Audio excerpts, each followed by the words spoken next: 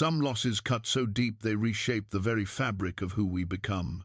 For 50 years, Lord Dacien has carried the weight of watching the woman he loved die in his arms, her memory becoming both his salvation and his curse. At the village slave market, he buys a veiled woman for 1 silver coin, expecting nothing more than another servant. But when she speaks, her voice shatters 50 years of grief and guilt. It's Liora, alive, aged, and harboring secrets that could destroy everything he's built. She was supposed to be dead. He saw her die. Now she stands before him in his own manor, and the life he thought he understood begins to crumble. What brought her back, and why has she waited 50 years to reveal herself? Before we jump back in, tell us where you're tuning in from, and if this story touches you, make sure you're subscribed, because tomorrow I've saved something extra special for you. The silver coin had felt heavier in Dacien's palm than it should have, though he'd carried far weightier burdens for centuries. Now, as he stood in the grand foyer of Bloodstone Manor, watching the veiled woman he'd just purchased examine her new surroundings with an unsettling familiarity, that same weight pressed against his chest like a stone. The manor had stood for 400 years, its dark stone walls bearing witness to the rise and fall of kingdoms, the birth and death of generations. Dacien had built it with his own hands in the early days of his immortality, when the weight of eternity still felt like a gift rather than a curse. The towering windows stretched from floor to ceiling, letting in what little light the perpetual winter clouds allowed. Tonight, as snow began to fall again outside those windows, the familiar halls felt different, charged with an energy he hadn't experienced in decades. "Your chambers are on the 2nd floor," Dacien said, his voice carrying the measured control he'd perfected over the centuries. "The eastern wing. Maria will show you the way and provide whatever you need." The woman, this stranger who moved with such hauntingly familiar grace, turned toward him. Even through the worn fabric of her veil, he could sense her studying him. It was a feeling he remembered from a lifetime ago, when someone else had looked at him with such penetrating awareness. Maria, his longtime housekeeper, emerged from the shadows of the corridor. She was one of the few humans who knew his true nature and had served his household for 30 years, aging gracefully while he remained unchanged. Her weathered face showed no surprise at his bringing home another lost soul from the village. It was a pattern she'd witnessed before, though never one that seemed to affect him so profoundly. "This way, miss," Maria said gently, her voice carrying the warmth that had made her indispensable to his household. "We'll get you settled and warmed." As they moved toward the staircase, Dacien found himself studying the woman's movements. There was something in the way she held herself, a dignity that poverty and whatever hardships she'd endured hadn't been able to break. It reminded him of nobility, of a strength that came from being tested by fire and emerging unbroken. The memories came without invitation, as they always did when his guard was lowered, Liora's laugh echoing through these same halls. Her bare feet on the marble floors as she danced in the moonlight, streaming through those same towering windows. The way she'd looked at him with complete trust, complete love, before the world had torn them apart. He'd been different then, younger in spirit if not in years, still believing that love could conquer the darkness that lived within him. She'd been 25, radiant with life and hope, a merchant's daughter whose family had come to trade in the village below his mountain estate. Their meeting had been chance, their love inevitable, and their tragedy the cruel work of forces beyond their understanding. Dacien closed his eyes, remembering the night that had changed everything. They'd planned to marry in the spring, to build a life that bridged the gap between his supernatural nature and her mortal world. But the Vampire Council had other plans. Ancient laws, older than memory, forbade such unions. The punishment for defying them was swift and merciless. He'd held her as she died, her blood warm on his hands, her final breath a whisper of forgiveness that he'd never believed he deserved. They'd made him watch, those shadow-cloaked figures who governed vampire law. They'd made him understand that love was a luxury his kind could not afford, that the price of defiance was always paid by the innocent. For 50 years he'd lived with that guilt. 50 years of winter nights alone in this manor, of maintaining the careful balance between his position in vampire society and his remembrance of what it had felt like to be truly alive. He'd become what they wanted him to become: cold, dutiful, isolated, a perfect example of vampire nobility, unmarked by the messy complications of mortal attachment. His estates had prospered, his influence within the supernatural community had grown. He commanded respect and inspired fear in equal measure, maintaining order in the mountain territories while navigating the complex politics of immortal society. But in the quiet hours before dawn, when even vampires must rest, he'd often found himself in the room that had once been hers, surrounded by belongings he'd never had the heart to remove. The sound of footsteps on the staircase brought him back to the present. Maria was descending alone, her expression thoughtful as she approached him. "She settled in the blue chamber," Maria reported, smoothing her apron with hands that had seen decades of caring for others. "Strange thing, though. She knew where the wash basin was without me showing her. And when I mentioned the view of the garden, she said something about remembering the roses." Dacien's undead heart would have stopped if it still beat regularly. The blue chamber had been Liora's favorite, the one with windows overlooking the rose garden she'd tended during their brief, perfect months together. No one else would know about those roses. He'd had them removed after her death, unable to bear the sight of something so beautiful in a world that had become so grey. "Did she say anything else?" he asked, keeping his voice steady despite the tremor of possibility that had begun to build in his chest. "Only that she was grateful for the kindness," Maria replied, "but there was something in her voice, my lord, something that reminded me of—" She stopped herself, clearly thinking better of voicing her thoughts. "Reminded you of what?" Maria hesitated, then met his eyes with the directness that had always made her valuable to him. "Of happiness, my lord, the kind this house used to know." After Maria retired for the evening, Dacien found himself pacing the halls like a restless spirit.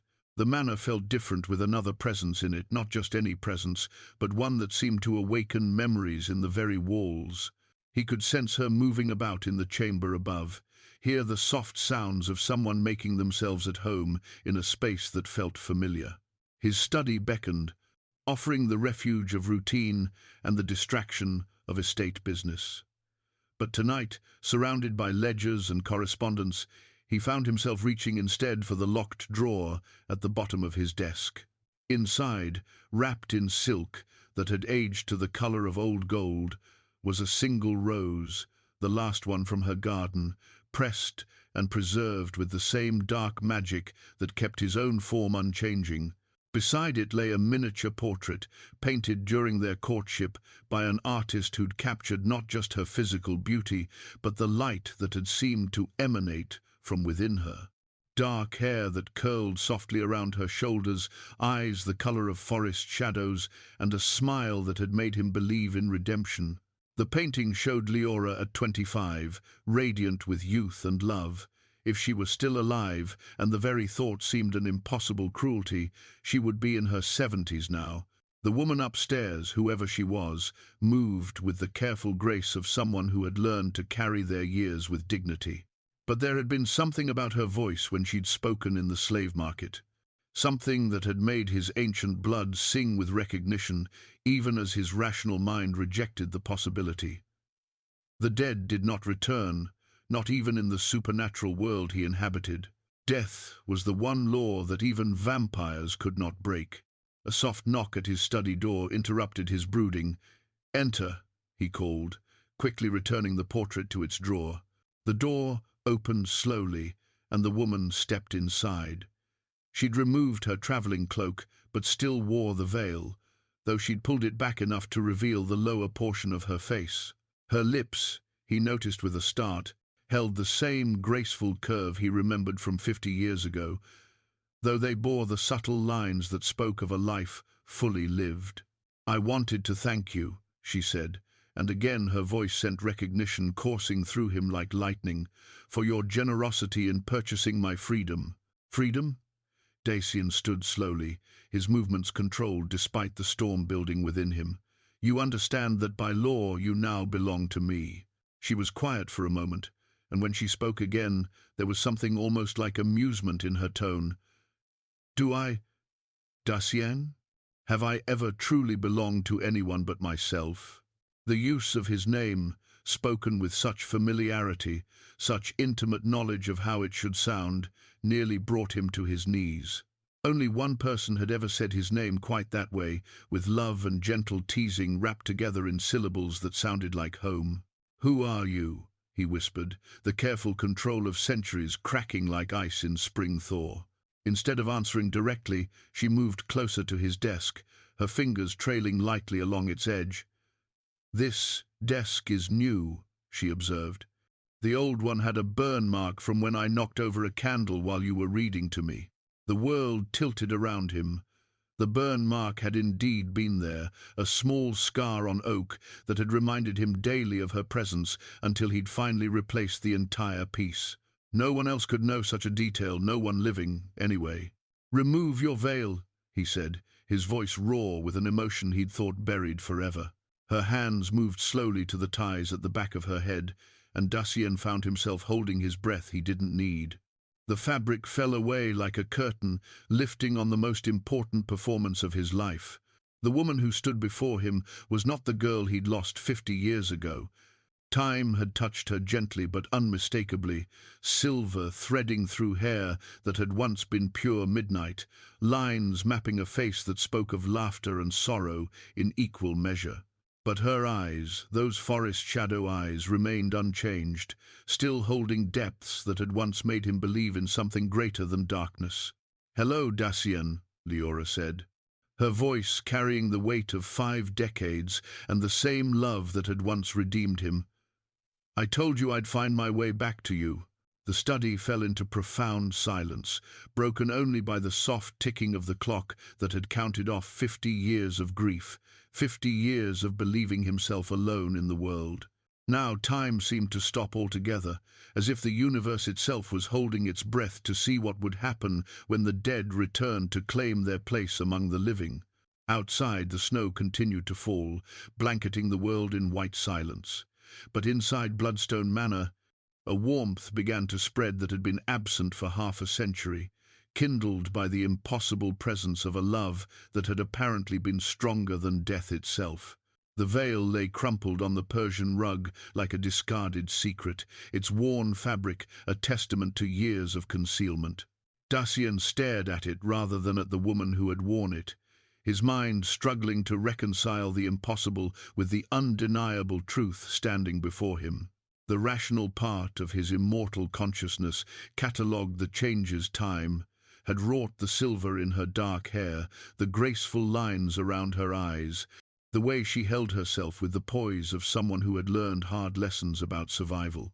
But it was her eyes that undid him completely. Those same forest shadow depths that had haunted his dreams for 50 years, now looking at him with an expression he couldn't quite read.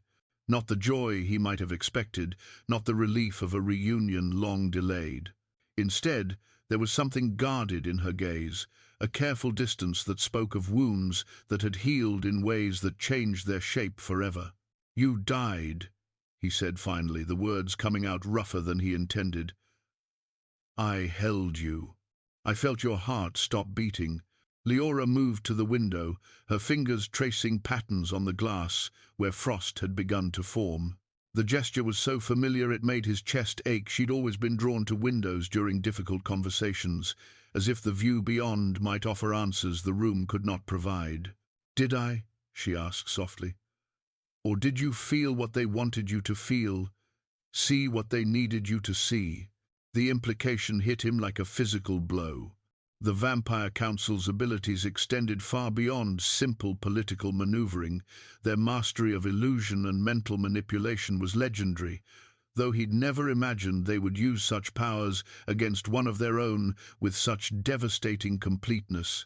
"The Council," he breathed, understanding beginning to dawn like a cruel sunrise. They made you believe many things. Liora turned from the window, and for the first time since removing her veil, she looked directly at him. That I was dead, that love was weakness, that isolation was strength, that you deserved 50 years of guilt for a crime you never committed.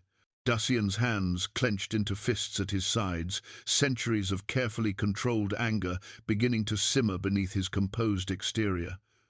"Where have you been? What did they do to you?" "They gave me a choice," she said, her voice carrying a weariness that spoke of decisions made in impossible circumstances. "Watch you die for the crime of loving me, or disappear so completely that even you would believe me gone forever." The study felt too small suddenly, the walls pressing in with the weight of revelation.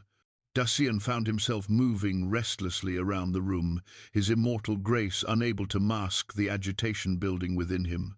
50 years of grief, 50 years of believing himself a murderer by association, 50 years of reshaping his entire existence around a lie crafted by those who claimed to govern justly. "You chose to save me," he said, the words tasting bitter on his tongue, "by letting me think you were dead." "I chose to let you live," Liora corrected, and there was steel in her voice that hadn't been there in her youth. "They showed me what they would do to you, Dacien. Not just death, they would have made it last for decades, would have broken your mind piece by piece until nothing remained of the man I loved." The casual way she spoke of such horrors told him more than he wanted to know about what her own decades had contained. The woman who stood before him had been tempered in fires he couldn't imagine, shaped by experiences that had taught her to speak of torture and sacrifice with the matter-of-fact tone of someone who had learned that the world was far crueler than they'd ever imagined. "So you vanished," he said, "left me to 50 years of darkness." Something flickered across her face, hurt, perhaps, or disappointment. "I left you to 50 years of life. There's a difference, though I can see you've chosen not to appreciate the distinction." Her words stung because they carried truth. He had chosen darkness, had cultivated his isolation like a garden, had worn his grief like armor against a world that had proven itself capable of infinite cruelty. But standing here now, looking at the woman whose memory had shaped every decision he'd made for half a century, he wondered if he'd honored her sacrifice or simply wallowed in it. "Why now?" he asked. "Why reveal yourself after all this time? Why return when you could have stayed safely hidden?" Liora was quiet for a long moment, her gaze drifting back to the window, where snow continued to fall in the darkness beyond. When she spoke again, her voice carried something he'd never heard from her before: uncertainty. "Because things have changed," she said. "The council that separated us, that orchestrated my disappearance and your isolation, they're planning something that could destroy everything we once hoped to build. And because I've grown tired of watching you from the shadows." The admission that she'd been watching him sent a chill through his immortal frame. "You've been here, in the village, on and off for the past 10 years, she confirmed. "Close enough to see what you'd become, far enough away to maintain the illusion of my death." The thought of her presence so near, of years when he might have glimpsed her in a crowd or heard her voice in the market, filled him with a rage so pure it threatened to overwhelm his careful control. But beneath the anger lay something else, a hurt so deep it reached parts of himself he'd thought permanently closed off. "You watched me grieve," he said quietly, "watched me live in the shadow of losing you, and said nothing. I watched you survive," she countered, her own composure beginning to crack slightly. "I watched you build something meaningful from the ruins they tried to create. I watched you become someone worthy of the sacrifice I made. And if I hadn't? If I'd simply faded away into nothing?" Her silence was answer enough. The distance between them felt like an ocean now, though they stood mere feet apart in a room that had once been their sanctuary. Dacien found himself studying this woman who wore Liora's face but spoke with the voice of someone who had learned to make impossible choices without flinching. She was both exactly who she had always been and completely transformed, a living paradox that his immortal mind struggled to encompass. "What do you want from me?" he asked finally. "Your help," she said simply. "The Council's plans threaten more than just our personal happiness now. There are others like us, supernatural beings who found love across the boundaries they've established.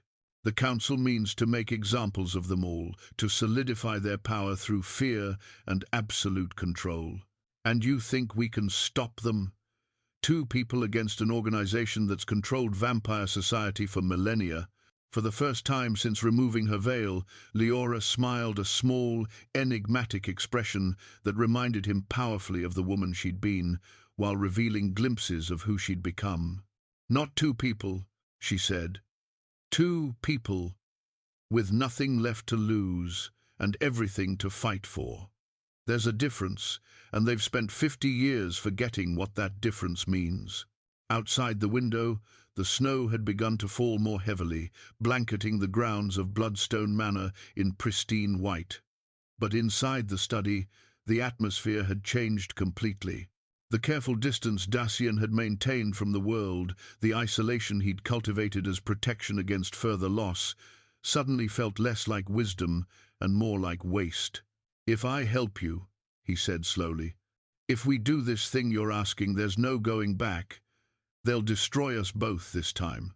"Yes," Liora agreed, her forest shadow eyes holding his without wavering. "But we'll face that destruction together instead of living half-lives apart. After 50 years, I've decided that's worth the risk." The study fell quiet, except for the soft whisper of wind against the windows and the distant settling of an old house holding new secrets. Dacien looked at this woman who had once been his salvation and might now be his damnation, weighing the choice between the safety of solitude and the terrifying possibility of hope reborn. In the end, the choice had been made 50 years ago, in the moment he'd first fallen in love with her.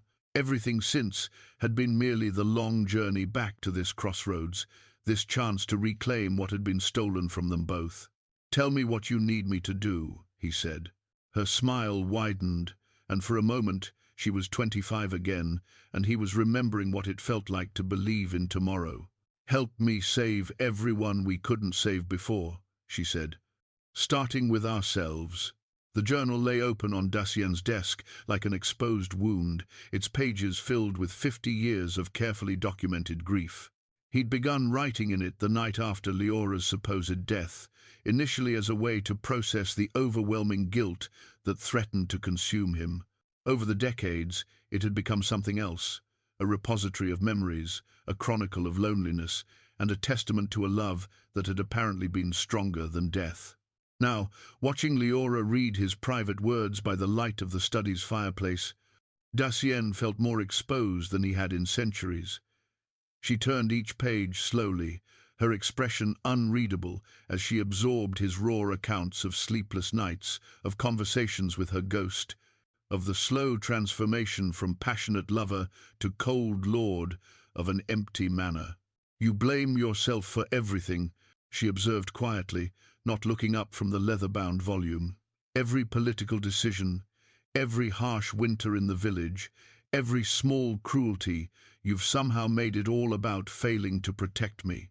"Because I did fail," Dacien said, though the words felt different now, less like absolute truth, and more like a habit he'd worn thin through repetition. "If I had been stronger, if I had defied them from the beginning, they would have killed us both," Liora finished, finally raising her eyes to meet his, "and accomplished nothing except creating two martyrs for a cause that needed living advocates." The firelight played across her features, highlighting the changes time had wrought, while somehow making her more beautiful rather than less. There was a depth to her face now that spoke of wisdom earned through suffering, of decisions made in circumstances where all choices carried terrible costs. "You speak as if you've given this considerable thought," Dacien said. "I've had 50 years to think about little else." She closed the journal gently, her fingers lingering on its worn leather cover. 50 years to watch the council tighten their grip on our kind, to see other couples torn apart, other families destroyed by laws that serve no one except those who benefit from absolute control. Outside the manor, the wind had picked up, sending snow swirling past the windows in patterns that reminded Dacien of the spirits that were said to walk the mountain paths on winter nights. The thought brought with it an uncomfortable realization. In all his years of isolation, he'd become something of a ghost himself, haunting the halls of his own home. "Tell me about these others," he said, settling into the chair across from her. "The couples you mentioned." Liora's expression darkened slightly, and when she spoke, her voice carried the weight of witnessed tragedies. There was Marcus and Elena. He was a vampire lord from the southern territories. She was a witch whose family had served his house for generations. They tried to marry in secret, but the council discovered them. Marcus was stripped of his lands and titles, forced to watch as Elena was burned alive for the crime of loving someone deemed beneath her station.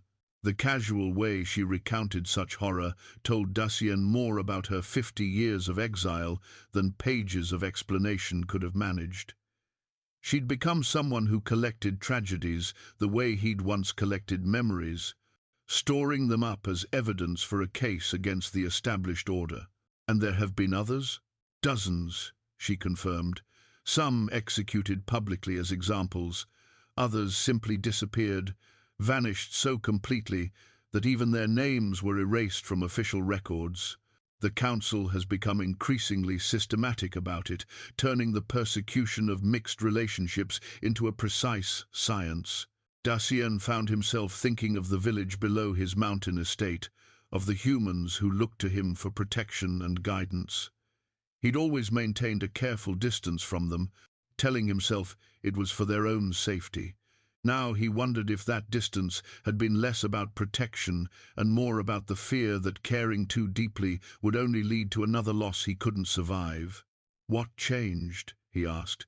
"What's made you decide to act now, after so many years of watching from the shadows?" Liora was quiet for a moment, her gaze drifting to the window where the storm continued to rage. When she spoke again, her voice carried something that might have been regret. "I met a young vampire named Thomas," she said, "barely a century old, still new enough to believe that love might be possible in spite of the laws forbidding it. He'd fallen for a human woman, a scholar who was researching our kind with the intent of finding ways for our species to coexist peacefully." "Let me guess," Dacien said dryly. "The council disagreed with her research. They had her killed and made it look like an accident. Thomas found her body 3 days later. Liora's hands clenched slightly in her lap. I watched him stand at her grave and swear the same oath of isolation you swore at mine. I watched him begin the same slow transformation into the kind of cold, distant lord the council prefers." The parallel was not lost on Dacien, and he felt a familiar stab of the guilt that had shaped his existence for half a century. "And you decided you couldn't watch another person follow the path I chose." "I decided I couldn't watch another person waste their immortality honoring the dead instead of fighting for the living," she corrected, and there was gentle steel in her voice. "Thomas is barely 100 years old, Dacien. He has centuries ahead of him. Should he spend them all in a manor like this one, talking to ghosts and cultivating guilt like a carefully tended garden?" The words struck deeper than he'd expected, finding vulnerable places in his carefully constructed armor. "What would you have me do? Pretend the past 50 years never happened? Act as if we can simply pick up where we left off? I would have you remember why you loved me in the first place," Liora said, rising from her chair to move closer to him. "Not because I was perfect, not because loving me was easy, but because you believed we could build something better together than either of us could create alone." She was near enough now that he could catch her scent, changed by time and experience, but still fundamentally familiar, still capable of making his immortal heart remember what it had felt like to beat with anticipation rather than mere habit. "The council won't simply allow us to ride away into some romantic sunset," Dacien said. If they went to such elaborate lengths to separate us before, they'll do far worse now that we've found each other again. I'm counting on it, Liora replied, and her smile held an edge that reminded him she'd spent 50 years learning to be dangerous. They're expecting us to run, to hide, to try to preserve what little happiness we can steal from the margins of their control. They're not expecting us to fight back. And you think we can win? I think we can do something more important than winning, she said. We can inspire others to stop accepting that love is a luxury they can't afford. We can show them that some things are worth fighting for, even if the fight costs everything. The fire crackled in the hearth, casting dancing shadows on the walls that seemed to move with a life of their own. Outside, the storm continued to rage, but inside the study, something else was building a sense of purpose that Dacien hadn't felt since the night he'd first held Liora in his arms, and believed that eternity might actually be long enough to explore all the ways they could love each other. "Where do we start?" he asked. Her smile widened, and for a moment he could see both the woman she'd been and the formidable person she'd become. "We start by giving them exactly what they don't expect," she said. "We start by announcing our reunion to everyone who still believes that love and defiance are impossible dreams." The pendant at Liora's throat caught the morning light filtering through the study windows, its surface seeming to pulse with an inner radiance that spoke of magic far older than the manor itself. Dacien had noticed it the previous evening, but hadn't found the courage to ask about it. There were so many questions between them that choosing where to begin felt overwhelming. Now, as she prepared tea with the same graceful efficiency she'd possessed 50 years ago, he found himself studying the amulet more closely. It was carved from what looked like moonstone, though the way it seemed to absorb and reflect light suggested something far more precious. Symbols were etched along its surface, not vampire script nor human writing, but something that predated both by millennia. "The pendant," he said finally, unable to contain his curiosity any longer. "It's not something you wore before." Liora's hand moved unconsciously to touch the stone, her fingers tracing its surface with the familiarity of long habit. "A gift," she said simply, "from someone who helped me survive the first few years after my supposed death. Someone." She was quiet for a moment, her attention seemingly focused on the delicate process of preparing the tea. But Dacien could sense her weighing her words, deciding how much of her story to reveal. "Her name was Serafina," Liora said finally. "A very old witch, older than the council, older than the laws that separated us. She found me half dead in the forests outside Blackmere. 3 days after the council's ritual made you believe you'd watched me die." The name stirred something in Dacien's memory, whispers he'd heard in the darker corners of vampire society, stories of a witch whose power rivaled that of the ancient lords themselves. Most believed her to be myth, a cautionary tale told to keep younger vampires from venturing too deeply into magic they couldn't understand. "Serafina is real?" he asked. "Very real," Liora confirmed, settling into the chair across from him with her tea cradled between her hands. "And very interested in seeing the council's power broken. It was she who taught me to hide my presence from their sight, who showed me how to move through the world as if I were truly dead." The implications of such teaching sent a chill through Dacien's immortal frame. The council's ability to track and monitor other supernatural beings was legendary. Their network of informants and magical surveillance extended across continents. For someone to evade such scrutiny for 50 years suggested power on a scale he'd never imagined possible. What did she want in return for such knowledge? Liora's smile held secrets that spoke of bargains made in desperate circumstances. She wanted me to become someone capable of opposing them. She wanted me to survive long enough to matter. There was something different about Liora when she spoke of her benefactor, a confidence that went beyond the natural poise she'd always possessed. She held herself like someone who had learned to wield power rather than simply endure its absence. "Show me," Dacien said quietly. "Show you what? What she taught you? What you've become?" during our years apart. Liora set down her teacup and regarded him with an expression that might have been amusement. Are you certain you want to see? Some knowledge changes things irrevocably. I've spent 50 years believing you were dead, Dacien replied. I think I can handle discovering you've become more than I remembered.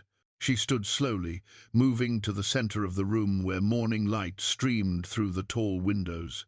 For a moment, she simply stood there, her eyes closed and her breathing slow and controlled. Then she began to speak, not in any language Dacien recognized, but in words that seemed to bypass his hearing entirely and resonate directly in his bones. The air around her began to shimmer like heat waves rising from summer stone. The pendant at her throat blazed with silver fire, casting patterns of light that moved independently of their source. And then, impossibly, Liora began to fade. Not disappear, that would have been magic he could understand. Instead, she became translucent, insubstantial, as if she were becoming one with the light itself. He could see through her to the bookshelf beyond, could watch the morning sun pass through her form without casting a shadow. Serafina called it the gift of becoming nothing. Liora's voice came from everywhere and nowhere, carrying the same ethereal quality as her physical form. Useful for avoiding detection, for moving unseen through places where the dead are not welcome. Slowly, she began to solidify again, the light fading from her pendant as her physical form reasserted itself. When the transformation was complete, she looked exactly as she had before, but Dacien found himself seeing her with entirely new eyes. "How long have you possessed such abilities?" he asked. "Serafina began teaching me within weeks of our first meeting," Liora replied, returning to her chair as if she hadn't just demonstrated magic that defied his understanding of what was possible. "But mastery took decades. There were times I thought I might become nothing permanently, lose myself entirely to the spaces between life and death." The casual way she spoke of such risks told him everything he needed to know about the desperation that had driven her learning. She'd been willing to risk her very existence for the chance to eventually return to him, or perhaps for the chance to eventually matter in the larger struggle against those who had torn them apart. "Is that how you've been watching me? Moving through the village unseen?" "Among other methods." Liora's expression grew more serious. "But the pendant does more than hide me from sight. It connects me to others who oppose the council, a network Serafina spent centuries building." Dacien felt the pieces of a much larger puzzle beginning to arrange themselves in his mind. There are others, like us. Dozens of supernatural beings who've lost loved ones to the council's laws. Vampires, witches, shapeshifters, even a few humans who've learned to work magic. All of them tired of living in fear, all of them ready to fight back if someone would show them how. The scope of what she was describing took his breath away. He'd spent 50 years believing himself alone in his grief, isolated in his opposition to the forces that had destroyed his happiness. The thought that there were others, that their tragedy was part of a larger pattern of oppression, filled him with an anger so pure it threatened to overwhelm his careful control. "And you believe we can unite them? Convince them to risk everything they've built in the shadows?" "I believe we can show them that some risks are worth taking," Liora said, "that a life lived in constant fear of losing what little happiness you can steal is no life at all." She reached across the space between their chairs, her hand finding his with the same gentle certainty it had possessed half a century ago. But now her touch carried the warmth of the pendant's power, the strength of someone who had learned to survive the impossible. "Help me give them something worth fighting for, Dacien. Help me show them that love doesn't have to be a weakness the council can exploit."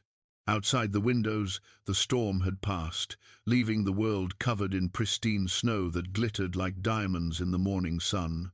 Inside the study, two people who had lost each other to the cruelest kind of separation were beginning to plan how to ensure that no one else would suffer the same fate. "What do you need me to do?" Dacien asked. Her smile held the promise of revolution, wrapped in the memory of love. "Help me call them home," she said. The ancient contract lay spread across the mahogany table in Dacien's private library, its parchment yellow with age, and its text written in the formal script of old vampire lore. Maria had discovered it while cleaning out a storage room in the manor's lower levels, a room that had been sealed for decades and forgotten by all except the dust and shadows that had claimed it. Now, reading its contents by the flickering light of oil lamps, Dacien felt the foundations of everything he'd believed about their separation begin to crumble like sand beneath an incoming tide. "The covenant of eternal separation," Liora read aloud, her voice steady despite the magnitude of what they were discovering. "By order of the High Council of Vampire Lords, the union between Lord Dacien Blackthorn and the mortal woman Liora Ashworth is hereby deemed a threat to the natural order and stability of supernatural society." She paused, her finger tracing the elegant script that had condemned them to 50 years of isolation. "Furthermore, should the aforementioned parties attempt to reunite or communicate in any manner, the penalty shall be the complete destruction of both souls, not merely death, but the absolute erasure of their existence from all planes of reality." The words hung in the air between them like a curse-given voice. Dacien had known the council was ruthless, had understood that their laws were enforced without mercy or exception. But the sheer, calculated malice of this document, the careful legal language that transformed love into crime and reunion into damnation, revealed a level of systematic cruelty that staggered him. "They planned it all," he said quietly, his hands clenching into fists on the table's surface. "Every detail, every manipulation. Making me believe you were dead wasn't improvisation, it was policy." "Look at the signatures," Liora said, pointing to the bottom of the document. Dacien's eyes moved down the parchment until they found the formal seals and signatures that made the contract binding under vampire law. His breath caught as he recognized name after name, lords and ladies he'd respected, vampires he'd considered allies, even some he'd called friends. Lord Cassius Ravencroft, whose estate bordered his own mountain territories. Lady Evangeline Nightfall, who'd often visited during the early years of his immortality. Marcus Thornfield, who'd been present at his own elevation to lordship and had offered what Dacien had believed to be genuine congratulations on finding love with a mortal woman. "They were all part of it," he whispered, understanding flooding through him like ice water. "Every one of them knew what they were planning, knew that our love was being used as a test case for their new policies." "Not just new," Liora corrected, her voice carrying a bitterness that spoke of revelations that had cut deep. "They helped design it. Your relationship with me became their prototype for how to handle future infractions, a template for separating other couples without creating martyrs that might inspire rebellion." The library felt oppressive suddenly, its thousands of books seeming to crowd in around them like witnesses to their naivety. Dacien had collected many of those volumes during the decades of their separation, seeking solace in learning, in the accumulated wisdom of centuries. Now he wondered how many of those texts contained similar legal precedents, how many other love stories had been quietly erased from history by bureaucratic precision. "The ritual they performed," he said, pieces of the puzzle clicking into place with sickening clarity. "The one that made me believe you were dying in my arms, it was practice. They were perfecting the technique. For use on others, yes." Liora turned the page, revealing additional clauses that detailed the specific magical procedures employed. "They wanted to know if they could create the illusion of death convincingly enough to fool even a vampire's enhanced senses. They wanted to test whether the grief of the survivor would be sufficient to ensure compliance with their separation." Dacien pushed back from the table, needing distance from words that reframed his entire existence as an experiment in social control. He moved to the library's tall windows, looking out over the grounds where snow still covered the earth like a shroud. Somewhere beyond those mountains, other couples were living in fear of the same systematic destruction. Somewhere, other lovers were being torn apart by laws that served no purpose except the preservation of power. "How many?" he asked, without turning around. How many what? How many others have suffered what we suffered? How many couples have been destroyed by this template they perfected using our love? The silence stretched long enough that he turned to find Liora studying the contract with an expression of profound sadness. When she spoke, her voice was barely above a whisper. Serafina estimates several hundred over the past 50 years. The Council has become very efficient at identifying potential threats and neutralizing them before they can develop into actual resistance. The number hit him like a physical blow. Hundreds of couples, hundreds of love stories ended before they could challenge the established order. Hundreds of people living with the same grief he'd carried, the same guilt, the same sense of being responsible for losses they'd never actually caused. "We have to tell them," he said, his voice growing stronger as purpose began to crystallize within him. "They have to know the truth about what was done to them. Some of them won't want to know," Liora warned. "Some have built their entire identities around their grief, around the idea that love is impossible for our kind. Taking that certainty away from them might be crueler than leaving them in ignorance. And some of them will want to burn the world down when they learn how they've been manipulated," Dacien countered. "Some will choose to fight back rather than continue living as monuments to someone else's political agenda." He returned to the table, studying the contract with new eyes. What had seemed like an insurmountable legal barrier now looked more like evidence, proof of crimes that could be exposed, of systematic oppression that could be challenged. "You said Serafina has a network of others who oppose the Council. How do we contact them?" Liora's hand moved to the pendant at her throat, her fingers tracing its surface in what he now recognized as a deliberate pattern. Carefully. The Council has spent decades learning to detect magical communication between their enemies. But there are older methods that predate their surveillance techniques. "Show me." She hesitated for a moment, then seemed to reach a decision. "There will be risks. Once we begin reaching out to the others, once we start sharing what we've learned, there will be no going back. The Council will eventually discover what we're doing." "Good," Dacien said, surprising himself with the vehemence in his voice. "Let them discover it. Let them understand that their perfect system of control has finally produced the very thing they sought, to prevent someone with nothing left to lose and every reason to fight back." The pendant began to glow softly as Liora's fingers completed their pattern across its surface. Around them, the library filled with a subtle energy that made the air itself seem to thrum with possibility. "Then we begin tonight," she said, "and may the gods help anyone who tries to stop us." The blood oath dagger lay between them on the library table, its obsidian blade gleaming with an inner darkness that seemed to absorb rather than reflect the lamplight.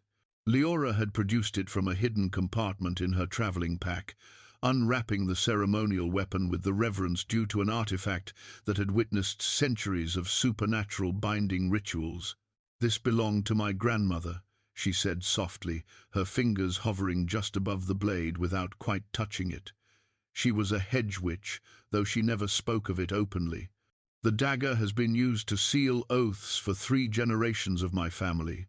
Dacien studied the weapon with the appreciation of someone who understood the weight of ancient magic. The blade was carved from volcanic glass, its edge sharp enough to cut shadow itself. The handle was wrapped in leather that had been stained dark with the blood of previous ceremonies, and symbols older than written language were etched along its length. "You're proposing we bind ourselves to this cause," he said, understanding the implications immediately. "Not just make promises we might break when the cost becomes too high, but create supernatural compulsion to see it through to the end." "I'm proposing we give ourselves no choice but victory," Liora corrected. "The Council has spent 50 years believing that separation would break our spirits, that isolation would make us compliant. They need to understand that some bonds grow stronger when tested by fire." The pendant at her throat pulsed gently as she spoke, its light casting shifting patterns on the walls that reminded Dacien of star maps he'd studied in his youth. Over the past few hours, they'd used its power to reach out to others in Serafina's network. sending carefully encoded messages that carried both the evidence they'd discovered and an invitation to something greater than mere survival. The responses had been overwhelming. Vampires who'd believed themselves alone in their grief, witches who'd lost lovers to the council's purges, shapeshifters whose mates had simply vanished one night, leaving behind only official documents declaring them enemies of supernatural order. All of them hungry for truth, all of them ready to transform their pain into purpose. Thomas responded, Liora said, referring to the young vampire whose story had first motivated her to action. He's gathering others in the southern territories, vampires who've lost human lovers, humans who've been widowed by council decree. He says there are more than we imagined. And from the northern reaches? Elena Frostborn has agreed to host a gathering at her stronghold. She lost her mate to the council 3 decades ago and has been waiting for someone to provide the spark for organized resistance. The names they spoke carried weight in supernatural society, lords and ladies who commanded respect, whose participation in their cause would lend legitimacy to what might otherwise be dismissed as the desperate fantasy of grieving lovers. But more importantly, they represented power that had been scattered and isolated, now beginning to coalesce around a shared purpose. The witch covens. Seraphina herself is coming, Liora said, her voice carrying a note of awe that spoke to the magnitude of what they were attempting. She's convinced the Council of Elders that our cause is worth their direct intervention. For the first time in centuries, organized magical society is preparing to openly oppose vampire political authority. Dacien felt the weight of history settling around them like a mantle. What they were planning went far beyond personal revenge or even justice for those who'd been wronged. They were proposing to challenge the fundamental structure of supernatural society itself, to tear down systems of power that had endured for millennia. The cost of failure, he said quietly, will be absolute. Liora agreed without hesitation. If we attempt this and lose, they won't simply execute us. They'll make examples of everyone who supported us, everyone who believed that change was possible. The punishment will be designed to ensure that no one thinks to challenge them again for another 1,000 years. She picked up the dagger then, testing its weight with hands that had learned to wield more than kitchen knives during their decades apart. The blade seemed to sing softly as it moved through the air, responding to the proximity of someone whose bloodline had been bound to its power. But if we succeed? Dacien asked. If we succeed, we break the cycle. We create a world where love is not a crime punishable by separation or death. We build something new from the ruins of their ancient tyranny. The fire crackled in the hearth, casting dancing shadows that seemed to move with a life of their own. Outside the windows, the first stars of evening were becoming visible through the clearing winter sky. Soon, others would begin arriving, allies they'd contacted, sympathizers who'd chosen to risk everything for the possibility of fundamental change. There's something else, Liora said, her voice growing softer. Something I haven't told you about the blood oath ritual. Dacien waited, sensing that whatever she was about to reveal would change the nature of what they were proposing to do. When two people bind themselves together with this blade, when they mingle their blood in service of a shared cause, it creates more than just supernatural compulsion. It links their life forces, makes them part of each other in ways that transcend physical existence. Understanding dawned like sunrise over mountains. You're suggesting we become bonded, not just allies in this fight, but truly joined. I'm suggesting we stop living half-lives in fear of losing each other again, she said. The council separated us by exploiting our mortality, by making each of us vulnerable through the other's potential death. If we're bound by blood magic, if our life forces are truly linked, then neither of us can be taken without the other. The implications were staggering. Such binding was the deepest magic their kind knew, creating connections that endured beyond death itself. It would make them stronger together than either could be alone, but it would also mean that neither could survive the other's destruction. "You're asking me to bet everything on us," Dacien said. "Not just our cause, not just our rebellion against the council, but our very existence." Liora smiled then, the expression transforming her face from beautiful to luminous. "I'm asking you to trust that what we have together is worth any risk. That 50 years of separation taught us what we can't afford to lose again." She offered him the dagger hilt first, the blade pointing toward her own heart. "Help me prove that love is not weakness, Dacien. Help me show them that some bonds are too strong for their laws to break." The weapon felt warm in his hands, thrumming with power that recognized the significance of the moment. Around them, the manor seemed to hold its breath, as if the very stones understood that this choice would reshape everything that came after. "Together," he said, meeting her eyes across the blade's dark length. "Together," she agreed, placing her hand over his on the dagger's handle. And with that single word, they stepped across the threshold from which there could be no return. The soul mirror materialized in the center of the library, like a window opening onto eternity itself. Its surface shimmered with depths that seemed to contain entire galaxies, swirling with colors that had no names in any mortal language. Seraphina stood beside it, her ancient hands weaving patterns in the air that kept the mystical artifact stable in their reality. "Before you bind yourselves with blood magic," the witch said, her voice carrying the weight of millennia, "there are truths you must know. Truths that will change everything you believe about your separation, your reunion, and the true nature of the forces that have shaped your lives." Dacien and Liora stood hand in hand before the mirror, the blood oath dagger still warm between their joined palms.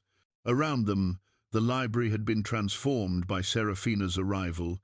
Shadows danced independently of their sources, books whispered secrets from their shelves, and the very air thrummed with magic older than civilization itself. "Look into the mirror," Seraphina commanded. "See what lies beneath the surface of your love story." As they gazed into the swirling depths, images began to form, not reflections of their current selves, but visions of truth that reached back through time itself. Dacien saw himself as he had been centuries ago, newly made vampire, stumbling through his immortal existence without purpose or direction. But there, woven through every major moment of his long life, was a golden thread of connection that he'd never noticed before. "The soul bond," Liora whispered, her voice filled with wonder and recognition. It was always there. In the mirror's depths, they watched the thread grow stronger over the centuries, pulsing with each moment of genuine emotion, each act of love or sacrifice. It had been there when he'd first seen Liora in the village marketplace 50 years ago, not the beginning of their connection, but the culmination of something that had been building across lifetimes. "You are twin souls," Seraphina explained, her ancient eyes reflecting the mirror's otherworldly light. "Two halves of the same spiritual essence, split apart at the moment of creation and destined to find each other across infinite reincarnations. Your love was not a choice, it was recognition." The images shifted, showing them previous lives where they'd found each other again and again. A medieval knight and the lady who died defending his honor. Egyptian nobles whose love had defied pharaonic decree. Roman citizens who'd chosen exile together rather than separation. Each life ending in tragedy. Each death followed by rebirth and the inexorable pull toward reunion. "The Vampire Council," Dacien said, understanding beginning to dawn like a terrible sunrise. "They knew, more than knew," Seraphina confirmed. "They have been tracking your soul bond for over 2,000 years, manipulating your reincarnations to ensure you would always find each other, always fall in love, and always be torn apart before you could reach your full potential." The mirror's surface rippled, revealing new visions that struck both of them like physical blows. Council meetings where ancient vampires discussed their case with clinical detachment. Documents spanning centuries that tracked their various incarnations. Strategies designed to ensure their suffering would be maximized in each lifetime. We were experiments, Liora breathed, her hand tightening on Dacien's until her knuckles went white. Test subjects for their theories about soul bond manipulation. You were the prototype, Serafina corrected grimly. Your bond is the strongest she has encountered in 3 millennia of existence. If they could break twin souls apart, could weaponize that separation into a tool for controlling others, then no love would ever again threaten their absolute authority. The worst revelation came last images of the current council chambers, where their recent reunion was being observed through scrying mirrors, where bets were being placed on how long it would take them to discover the truth and how they would react to the ultimate manipulation. Our rebellion, Dacien said, his voice hollow with the magnitude of understanding, our gathering of allies, our plans for resistance. They're allowing it all to happen. They're orchestrating it, Serafina said. This is the final phase of their experiment. They want to see what twin souls will do when they learn the full extent of how they've been manipulated. Will you break completely? Will you turn against each other?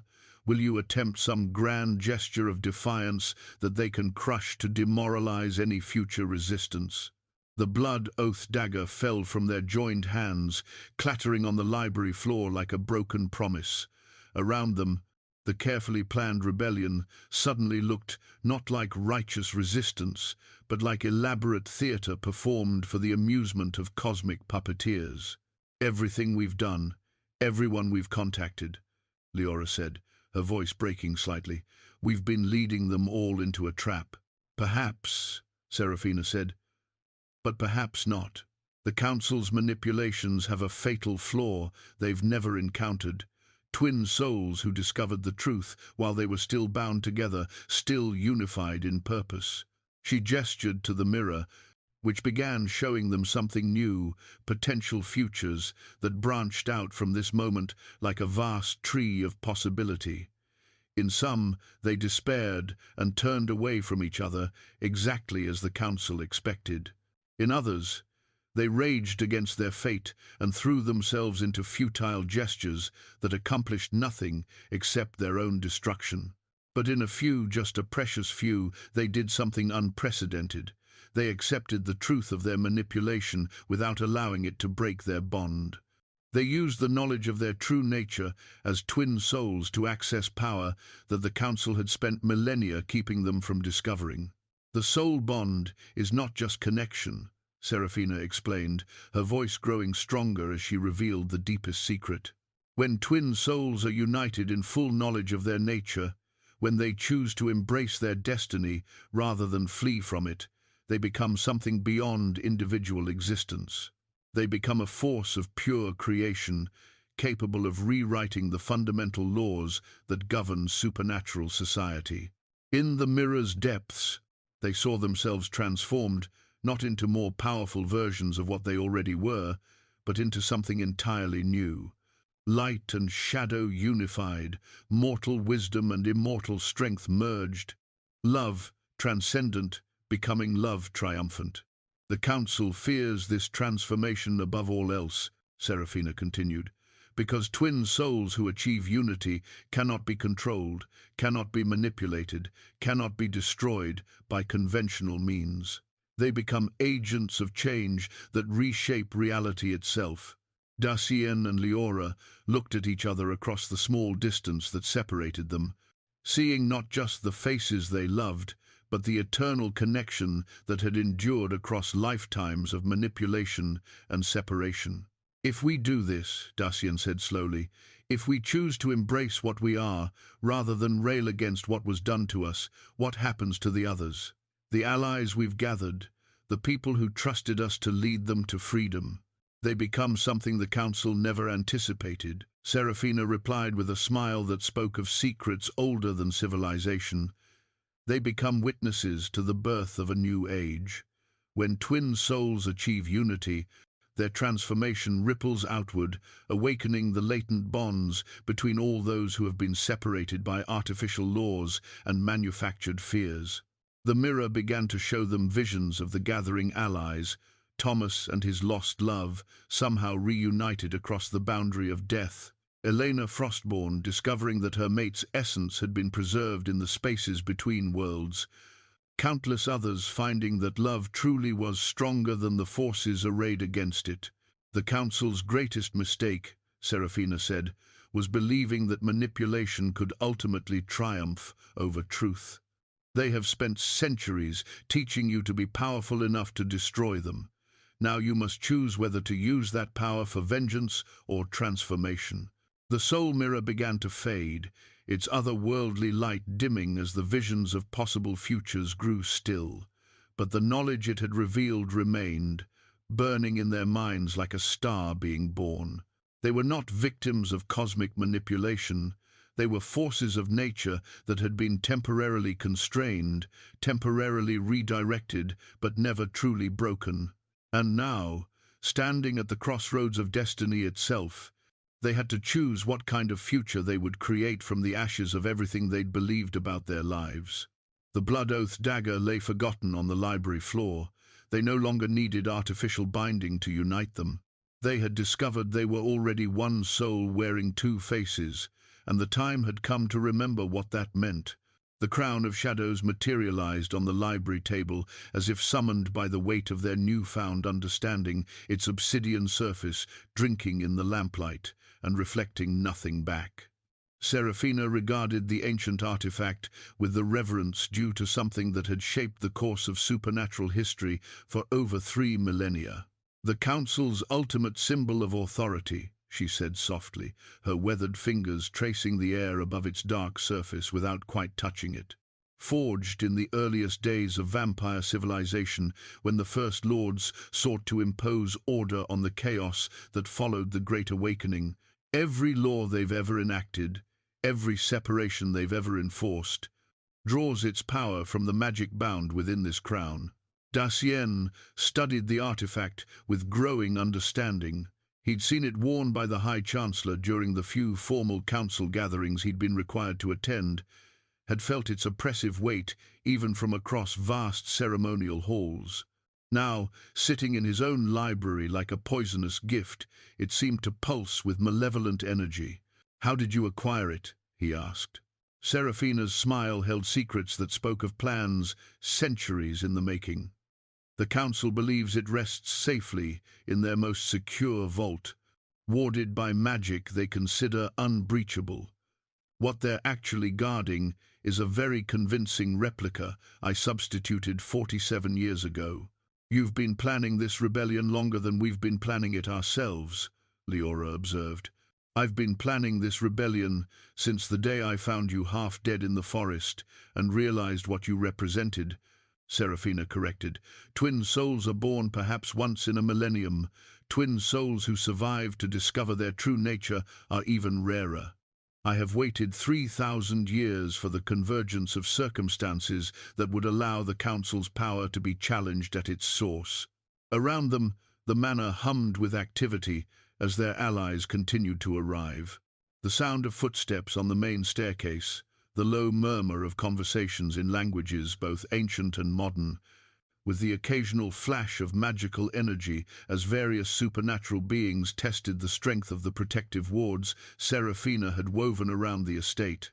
Thomas had arrived first, as promised, bringing with him a contingent of vampires from the southern territories whose losses to council persecution had left them hungry for justice.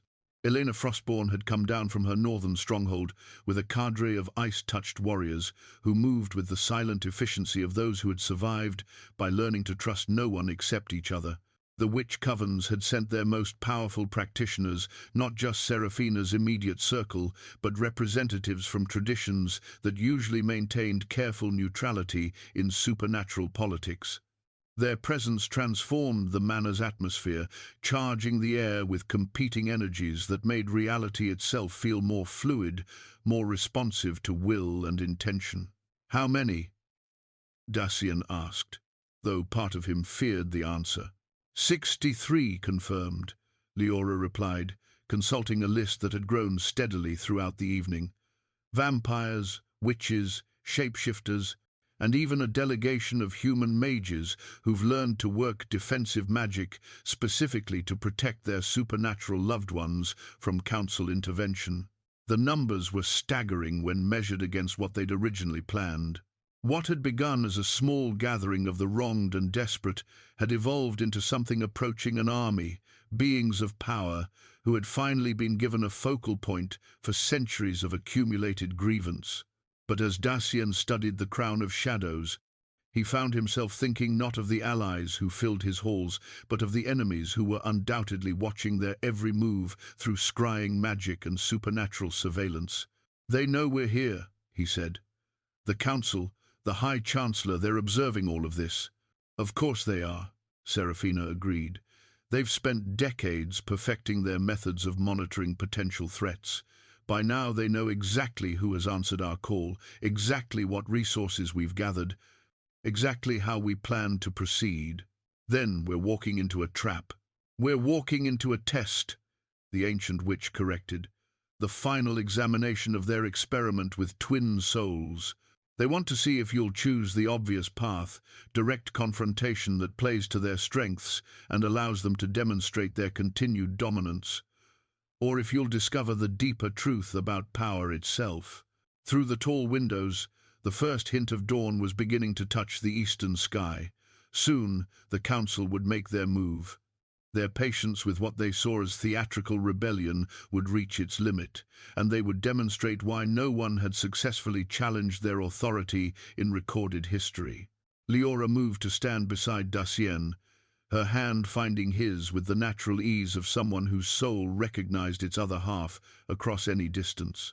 The pendant at her throat pulsed gently, its light synchronized with his heartbeat in ways that transcended mere magic. "Tell us about the transformation," she said to Serafina. "Tell us what happens when twin souls choose unity over resistance." The witch's expression grew thoughtful, as if she were choosing her words carefully. "Physical union is only the beginning. When twin souls consciously choose to merge their essential nature, when they stop seeing themselves as two separate beings who love each other and start understanding themselves as one consciousness experiencing dual existence, they access powers that predate the council's authority." She gestured to the crown of shadows, its dark surface seeming to absorb even the growing daylight from the windows. "That artifact derives its power from separation from the fundamental belief that authority must be imposed from above, that order requires hierarchy, that love is weakness because it creates vulnerability. But unified twin souls operate from the opposite principle, which is that all power flows from connection, that true authority comes from synthesis rather than domination, that love is the strongest force in any universe because it creates rather than controls." The implications were staggering. Dacien found himself thinking of the blood oath dagger lying forgotten on the floor, of the binding ritual they'd been prepared to undertake before learning the truth about their nature. They'd been thinking too small, planning to unite their individual strengths when what was possible was the transcendence of individuality itself. "The process," Liora said. "How do we begin?" "You've already begun," Serafina replied with a smile that spoke of satisfaction long delayed. "Every moment you've spent rediscovering each other, every truth you've shared, every choice you've made together, you've been moving toward unity without realizing it. The formal transformation simply makes conscious what your souls have been doing instinctively." Outside the manor, the sound of approaching horses carried on the morning wind. The council's forces, arriving with the dawn to put an end to what they saw as an entertaining but ultimately futile display of defiance. "They're coming," Thomas said, appearing in the library doorway with the controlled urgency of someone who'd learned to function effectively under pressure. 30 riders, fully armed, with magical support. The High Chancellor himself leads them. Dacien felt the familiar weight of leadership settling on his shoulders, but this time it felt different. Not the crushing burden of responsibility for others' safety, but the natural assumption of power by someone who was beginning to understand their true nature. "Position everyone as we discussed," he told Thomas. But remember, this is not a battle we win through superior force. This is a demonstration of what becomes possible when love transcends the laws designed to contain it. As Thomas departed to coordinate their defenses, Seraphina lifted the crown of shadows from the table, its weight seeming negligible in her ancient hands, despite the power it contained. "When the moment comes," she said, "when you stand before the High Chancellor and he demands your submission to council authority, remember that you are not subjects appealing to a higher power. You are forces of nature reclaiming dominion over the laws that govern your own existence." The sound of the approaching riders grew louder, accompanied now by the distinctive humming of magical energy being prepared for combat. Through the windows, banners bearing the council's seal became visible through the morning mist, the crossed swords and shadowed crown that had symbolized vampire authority since the earliest nights of their civilization. Dacien and Liora stood together in the growing light, hands joined, hearts synchronized, minds beginning to merge in ways that transcended physical contact. Around them, the manor prepared for a confrontation that would determine not just their personal fate, but the fundamental structure of supernatural society itself. "Are you ready?" Liora asked, though the question felt almost unnecessary. They were past the point where readiness mattered, past the moment where individual choice could change the trajectory of what was about to unfold. "I've been ready since the moment I first saw you in that marketplace 50 years ago," Dacien replied. "I just needed 50 years to understand what I was ready for." The crown of shadows pulsed with dark energy in Seraphina's hands, responding to the proximity of the power it had been created to contain and control. But its pulsing seemed weaker now, its authority already beginning to wane in the presence of something it had never been designed to face. Outside, the council forces arranged themselves for what they expected to be a simple demonstration of superior power. Inside, twin souls prepared to remember who they had always been. The binding chains materialized in the air around Bloodstone Manor like serpents of shadow and starlight, their ethereal links stretching between earth and sky with the weight of cosmic authority. High Chancellor Mordecai Blackheart stood at their center, his ancient form crackling with the accumulated power of 3 millennia, spent shaping supernatural law to his will. Lord Dacien Blackthorn, his voice carried across the manor grounds with supernatural amplification, reaching every ear within miles. "By order of the High Council, you and your associates will surrender immediately and submit to judgment for violations of the Eternal Separation Decree." The chains tightened as he spoke, their spectral links wrapping around the manor itself like a cage, designed to contain not just physical presence, but the very essence of those within. This was magic older than memory, binding forces that had kept supernatural society stable for millennia by ensuring that no individual love could ever challenge the authority of the collective will. Dacien stepped onto the manor's front terrace, Liora beside him, their hands joined in defiance of laws that had shaped their existence for far too long. Behind them, their allies arranged themselves in careful formation, not for battle, but for witness.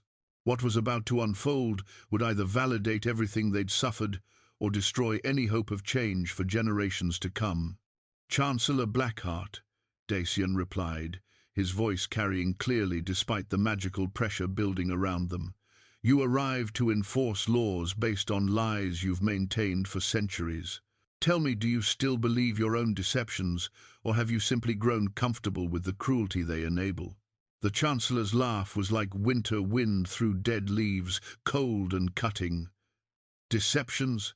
Child, I authored the truth you now rebel against. I designed the very laws that preserved our civilization, while lesser beings succumbed to the chaos of unregulated emotion." He gestured, and the binding chains responded, tightening around the manor until the very stones began to groan under supernatural pressure. Several of the gathered allies stepped back instinctively, their courage wavering as they felt the full weight of power they'd only heard described in whispered stories. "You think your little gathering changes anything?" Blackheart continued. You think assembling the discarded and the grieving somehow challenges 3,000 years of proven governance? You are children playing with forces beyond your comprehension.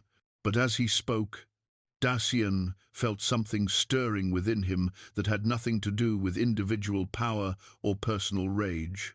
Liora's hand in his was growing warm, their synchronized heartbeats beginning to resonate with frequencies that made reality itself tremble.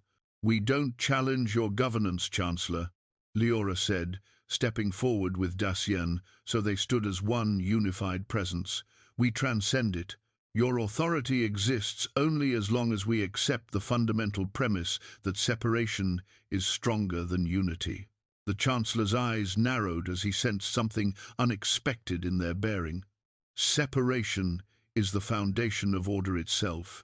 Without hierarchy, without control, without the understanding that love makes one weak. "Love makes one complete," Dacien interrupted, and as he spoke, the pendant at Liora's throat blazed with light that cut through the supernatural darkness of the binding chains. "That's what you never understood, what your experiments never accounted for. You studied separation so thoroughly that you forgot what true unity could accomplish."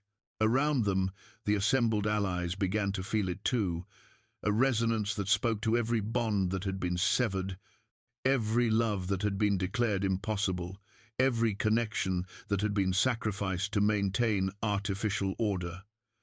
Thomas felt his lost scholar reaching across the boundary of death itself. Elena Frostborn sensed her mate's essence, stirring in dimensions thought forever closed. The witch covens recognized power they'd only encountered in their most ancient texts. The binding chains began to flicker as if struggling against forces they'd never been designed to contain. Chancellor Blackheart's expression shifted from confident superiority to something approaching uncertainty. "Impossible," he breathed.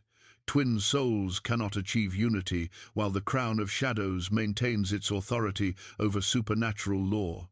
Seraphina stepped forward from where she'd been observing at the manor's entrance, the crown of shadows cradled in her ancient hands like a captured star. "You mean this crown, Chancellor?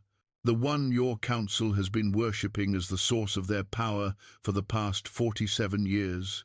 The artifact she held pulsed with dark energy, but that energy felt muted now, contained rather than commanding. As understanding dawned on the Chancellor's face, his confident bearing began to crack like ice under spring pressure. "You dare," he began, but his words were cut short as Dacien and Liora took another step forward, their joined presence beginning to generate forces that made the very air around them shimmer. "We don't dare," Liora said softly. "We remember. We remember what it feels like to be one soul experiencing existence through two perspectives. We remember what becomes possible when love stops hiding from authority and starts reshaping reality itself." The binding chains groaned under increasing strain, their ethereal links beginning to show stress fractures that spread like lightning through supernatural dimensions. Around the manor grounds, the assembled allies watched in growing awe as forces they'd never imagined began to awaken in response to twin souls choosing unity over separation. And in the growing light of dawn, the first law of supernatural society that love was weakness began to crumble. The heart's fire erupted between Dacien and Liora like a star being born, its radiance transforming the winter morning into something that existed outside normal time and space. Where their joined hands had been, pure light now blazed, not the cold illumination of magic or the harsh glare of power, but warmth that spoke to every soul present of connections that transcended mortality itself. Chancellor Blackheart staggered backward as the light washed over him, his ancient features contorting with an emotion that might have been pain or recognition. The binding chains that had seemed so absolute moments before began to dissolve like morning mist, their ethereal links unable to maintain cohesion in the presence of forces that predated their creation. "This is not possible," he whispered, his voice cracking with the weight of certainties crumbling. "The laws of separation are absolute. They are woven into the fundamental structure of supernatural reality itself. But as he spoke, the truth became undeniable even to his millennia-old certainty. The heart's fire was not destroying the laws that had governed their world, it was revealing them to be artificial constructs, illusions maintained through collective belief rather than natural truth. Dacien felt his individual consciousness beginning to expand, merging with Liora's in ways that created not confusion but perfect clarity. Through her eyes, he saw himself as she had always seen him, not the cold lord he'd become through 50 years of isolation, but the passionate soul who'd been willing to risk everything for love. Through his perspective, she experienced the depth of grief he'd carried, the weight of responsibility that had shaped every decision he'd made since believing her dead. But more than shared experience was occurring. They were becoming something new, not two people in love, but a single consciousness expressing itself through dual existence. The heart's fire blazed brighter as this understanding deepened, its warmth spreading outward to touch every person gathered on the manor grounds. Thomas gasped as he felt his lost scholar's presence suddenly, impossibly real beside him. She materialized slowly from the light itself, her form translucent but unmistakably present, her hand reaching for his across the boundary that had separated them. "The dead do not return," Chancellor Blackheart said, but his words carried no conviction now. "The dead were never truly gone," Seraphina replied, her voice carrying new authority as the stolen crown of shadows in her hands began to crack along its obsidian surface. They were simply hidden behind laws that declared love impossible rather than inevitable. Elena Frostborn cried out as her mate's essence coalesced beside her, drawn back from whatever dimension the Council's magic had banished him to. Around the grounds, others began experiencing similar reunions, not resurrections, but recognitions of connections that had always existed beyond the reach of artificial separation. The Chancellor raised his hands, summoning the last of his power in a desperate attempt to reassert control. Dark energy crackled around him, drawing strength from the fractured crown of shadows, trying to reimpose the laws that had kept supernatural society stable for millennia. But the heart's fire had grown beyond his ability to contain or counter. It pulsed with each synchronized beat of twin hearts that had learned to function as one, and with each pulse, the fundamental nature of reality shifted further toward connection rather than separation. "You will destroy everything," Blackheart shouted, his composure finally cracking completely. "Without order, without hierarchy, without the understanding that love is weakness, chaos will consume us all. Then let there be chaos." Dacien and Liora spoke in perfect unison, their voices harmonizing in ways that made the very air sing with possibility. "Let there be the glorious chaos of beings who choose connection over control, who build power through unity rather than dominion." The light blazing between them intensified until it became impossible to look directly at their joined forms. But those present could feel what was happening, not destruction of the old order, but transformation into something unprecedented.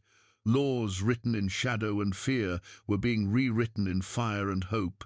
The crown of shadows cracked completely in Seraphina's hands, its dark power finally broken by forces it had never been designed to contain.